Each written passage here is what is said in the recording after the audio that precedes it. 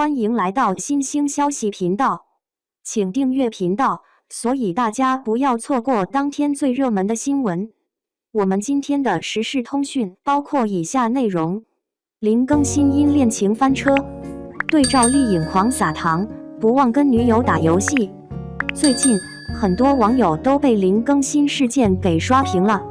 林更新陪同女朋友出行，和女友大秀恩爱。令很多剧粉感到不满的是，林更新熟门熟路的与赵丽颖营业，表面撒糖，最后却无缝切换到跟女友互动，此举被质疑是欺骗粉丝的感情。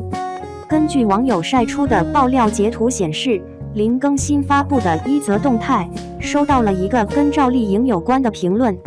该评论晒出赵丽颖的一张美图，并呼吁林更新保护射手，而林更新也顺势用王者荣耀里面的一个梗进行回复，表示自己要做他的瑶，表达的是要保护赵丽颖的意思。然而有网友发现，在林更新发布这条评论后，时间短短过去几分钟，他就上线跟一个女生打起了游戏，而这个女生的网名里有个俊字，林更新女朋友史瑞伊的原名里面也有一个俊字， IP 地址也相符，让人意识到林更新当时应该是在跟女方打游戏，更是激起了无数粉丝的逆反心理。其实电视剧和生活本来应该分开，真实世界里面人物的感情动态不应该干扰到剧中演员的感情走向，所以看到剧集粉丝们如此激烈的反应，很多网友都觉得十分的不解，实际上背后却大有原因。首先，与凤航电视剧里，赵丽颖和林更新两人都不在最好的状态，两人都显得有些沧桑和疲惫，甚至被吐槽是中年古偶剧。而赵丽颖的演技在这部剧里面也发生了大滑坡，尤其是水中的动作被吐槽像是瑜伽。明明演的角色是王爷，可是演得有些弱气，不像是那样高高在上的王者。种种场景仿佛也印证了那一点，演员的演技不好，哪怕颜值再高，也会不温不火。而且与凤航剧情本身也是有很多逻辑漏洞的，赵丽颖身边的一个大将戏太多了，一开始一剑插进赵丽颖的身体，简直就是把她当成了灭门的仇人。后来编剧又花了很多的篇幅，才让大家弄清楚她的行为动机。无聊的剧情和各种配角线都让整部剧的精彩程度下降了不少，因此很多人只能靠看男女主角的 CP 喝糖，找点存在感，把注意力放在男女主角的感情线上。剧中的一些情节还是很甜的，尤其是林更新演的男主角后期对女主角含蓄的深情，以及那种隐约的霸道，前期的一点小做作和玩笑，都让这部剧的精彩程度提升了不少。可以说，感情线是这部剧的灵魂，大女主本是附加值，尤其是剧外的林更新还各种撒糖，送了赵丽颖象征爱情的杯子，让更多人沉浸在她营造的氛围中，给人一种两人彼此相爱的错觉。然而现如今，林更新和赵丽颖的 CP 又断线了，真正的正牌女友浮出水面，于是乎，剧集粉丝们抓住的救命稻草就这样消失了。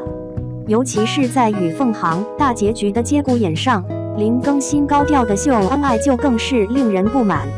当然，演员本来是可以谈恋爱的，与其说大家是对林更新谈恋爱感到失望，不如说是对他的不敬业感到失望，也希望赵丽颖下一部作品会更好吧。2. 玫瑰的故事，林更新廉价的外套打了多少国产剧假穷人的脸？娱乐圈13太保。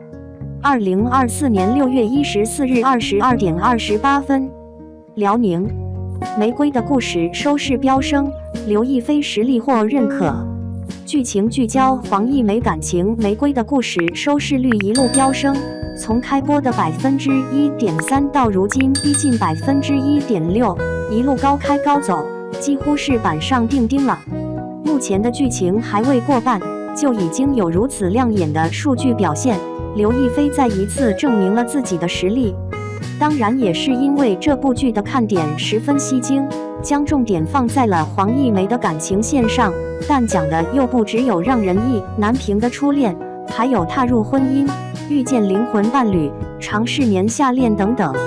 其中最现实也最矛盾的就是黄一梅和方协文的婚姻了。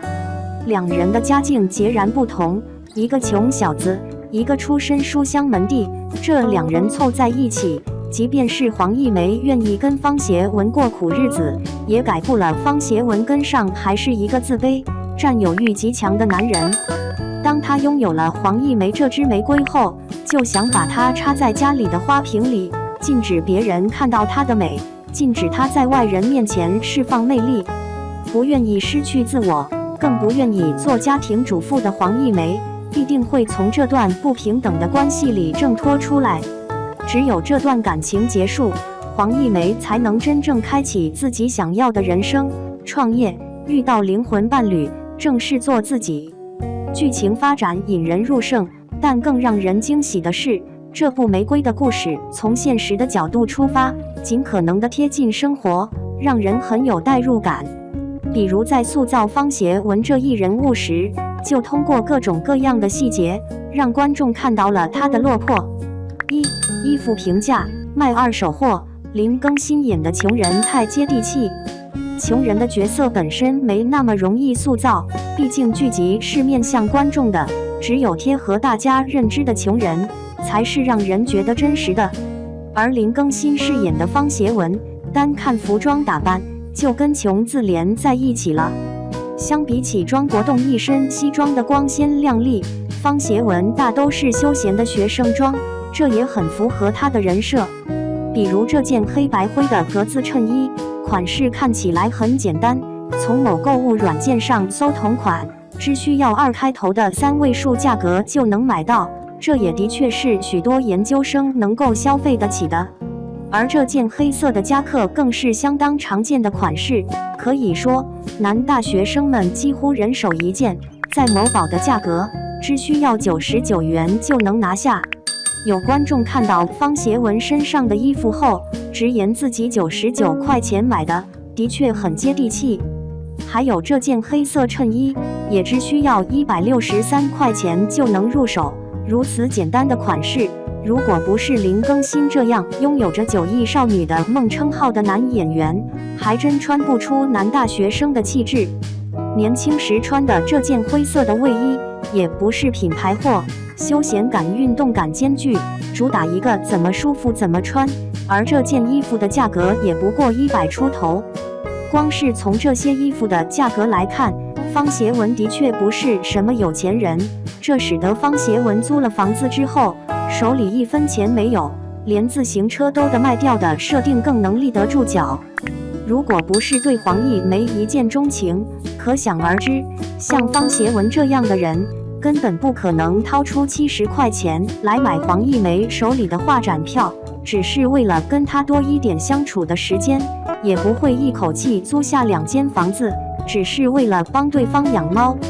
包括方协文租的房子，也是1000出头一个月，3000多的房子嫌贵，而不是像一部分国产剧一样，每个月赚着4位数的工资，却能住着5位数房租的房子，实在是离谱。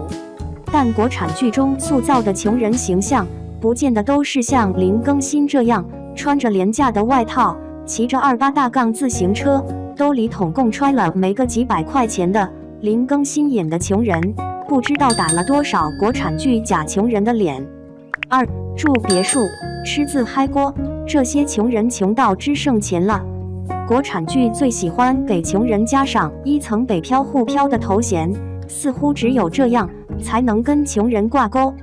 而北漂沪漂最难解决的问题就是住宿了，几环以内的租不起，郊区的又太远，想要上班方便，只能在逼仄甚至没有房间的空间里一天一天的熬。但国产剧里的北漂沪漂往往都是住着大房子，一间厕所都比现实生活中真实的打工人们租的整间房子还要大。比如在《梦回大清》中，李兰迪租的这套房子不仅是上下层的复式，还有大落地窗，精致装修，明亮又舒适，下了班回到家就是享受生活的，有专门的浴缸供他泡澡，并且还是这种一个浴缸就占一间房的，条件已经不只是好了，而是阔绰。再比如我的真朋友中，杨颖饰演的房屋中介，一开始一个月只有2000块钱的工资，但他却能住得起一室一厅的精装房，客厅大到能沿着边跑2圈。不仅如此，2000块钱还能支撑他在路上随便看到个人需要帮助，就掏出200块钱白送，也能让他在信用卡欠着大几千时，用自嗨锅对付一顿饭。这到底是真穷还是穷的只剩下钱了？而《甜蜜暴击》中，鹿晗饰演的男主角无父无母，还要带着2个正在上学的弟弟妹妹，一边勤工俭学完成学业，一边照顾2人的饮食起居。但浑身上下穿的都是名牌，住的还是小洋房式的别墅。按照这样的设定，真没钱就是3个人挤在一间小屋子里，而鹿晗却能光鲜亮丽到像是富二代一般。最典型的就是《30而已》中的王曼妮，普普通通打工人一个，但鞋子一定要穿奢侈品牌，一个季度就要买一双几千块钱的鞋子，房子租的必须得看到东方明珠，就连邮轮旅行都能随随便便拿出一大把钱升级房间，就为了享受一下富人的生活。这都算是穷人了，那现实生活中连2000块的房子都租不起，顿顿只能用泡面对付的普通人应该叫什么呢？对比之下，还是《玫瑰的故事》中方协文这样的穷人更能引起大家的共鸣吧？你觉得方协文算是穷人吗？